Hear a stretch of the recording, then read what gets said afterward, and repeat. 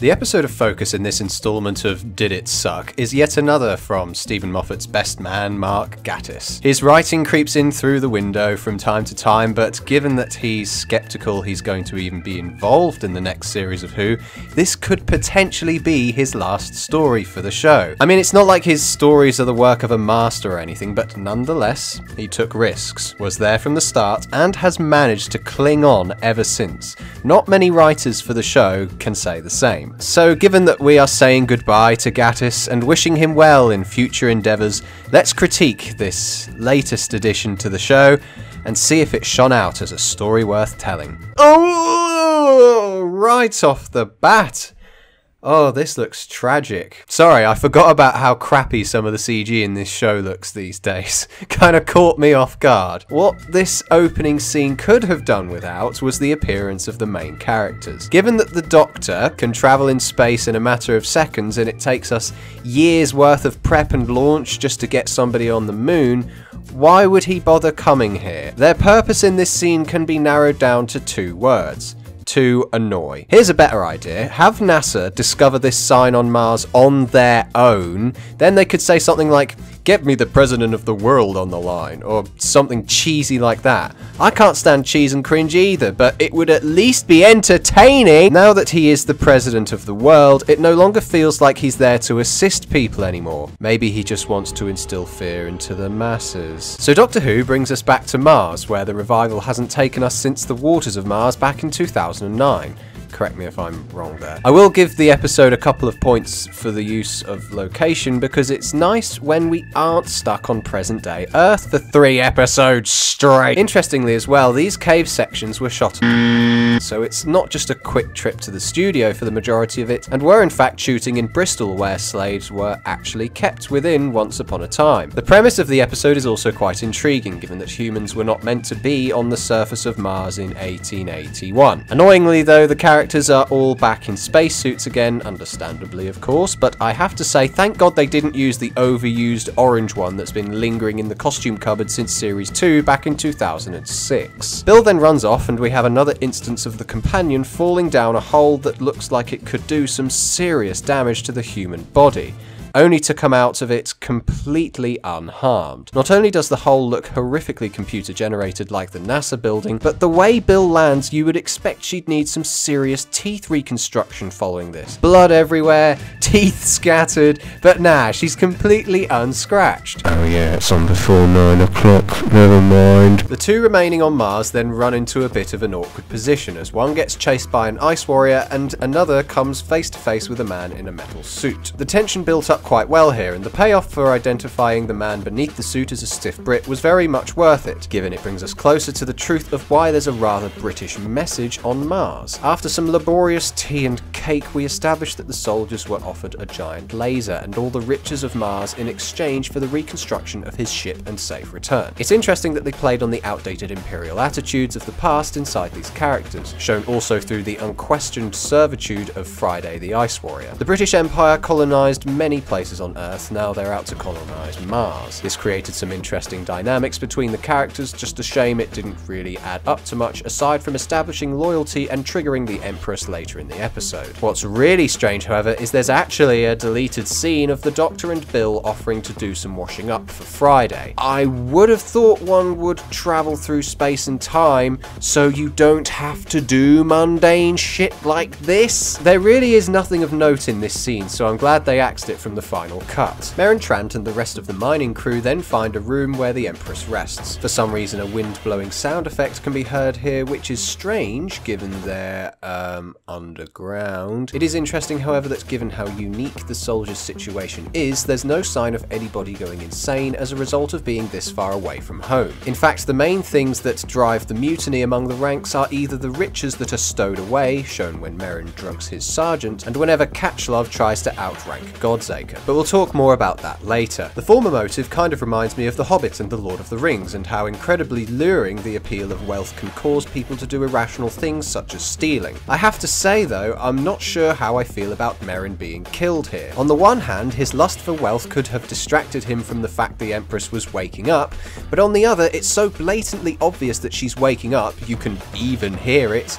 How could he have ignored her? Back at the camp though, you'll see that despite Friday putting away those 2 teapots earlier, they magically reappear on cue for Friday realising that Mummy's finally woken up. Irritatingly, Vincey doesn't quite speak the 1881 good morning old chap lingo and uses the word mate. Before he's able to explain himself, unnamed soldier number 2 gets turned into a box. See, I love the idea, but it just makes me laugh. I was kind of on board with taking this story a bit more seriously up until that moment. It's literally an objectifier. It turns people into objects, almost like she's seeking revenge for all those times the pesky male ice warriors gave her a flirty look. Aww. As the tensions rise with humans and aliens coming face to face, it's cool to see the Doctor and Bill being the pillars of diplomacy in this situation. Unfortunately, the Empress doesn't quite like the idea that the only living member of her species, aside from herself, pledged himself to servitude in order to survive. Some idiot then decides to fire his gun and then gets objectified by the Empress, and afterwards Catchlove takes away the command position from Godzaker. It's interesting how one move of accidental violence has caused the whole peaceful method of sorting this whole thing out to be completely disrupted,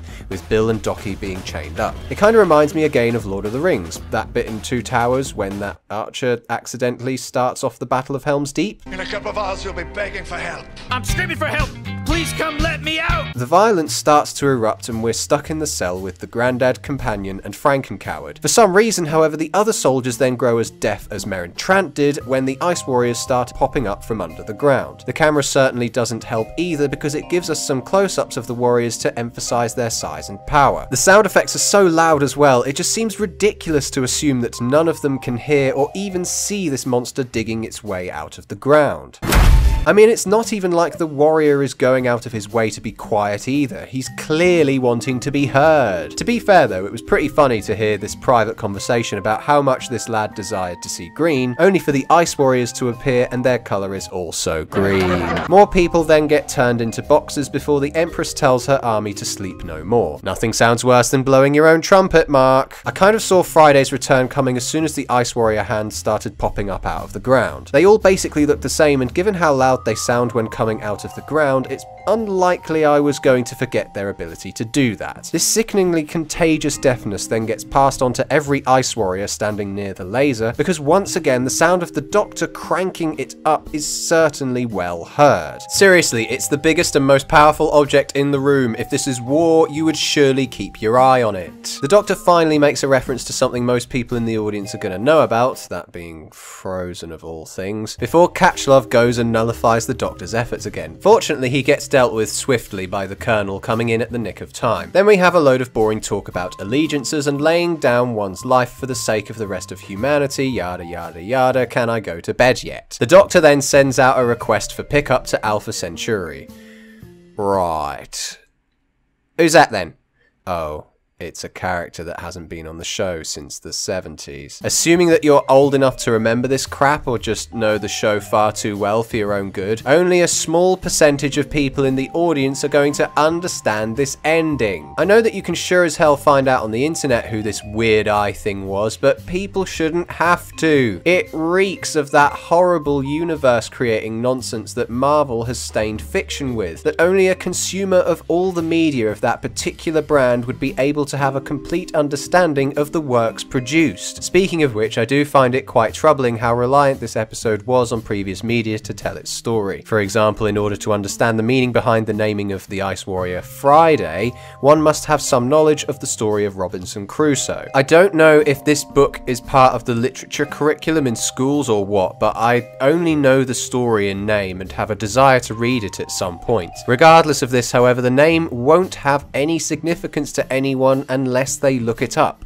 which again, they shouldn't have to do. There's also several references to films like The Terminator, The Thing, and The Vikings. These examples are a bit different though, because they are only mentioned in passing and don't have much significance or meaning behind them. Admittedly, their mentions are purely nostalgic, but again, I wouldn't doubt that there are people who don't know anything about them. I certainly doubt any children in the audience would know what those 3 films I mentioned are. They clog up the plot instead of creating meaningful or interesting dialogue. Anyway, the final scene depicts Nardole coming back with Missy in the TARDIS. Firstly, we are left without a single answer as to why the TARDIS buggered off in the first place, and second, the interaction between Missy and the Doctor is so overdramatic given that all we get out of her is, "Are you alright?" Why? Why? It's like Mark just wrote the part of the TARDIS disappearing because he just loves to do that in his stories with Ice Warriors and forget to give an explanation for why it happened in the first place. Missy's barely even in the next episode, so what was the point in shoehorning her in here? The final scene is total horseshit, my friends. Total horseshit.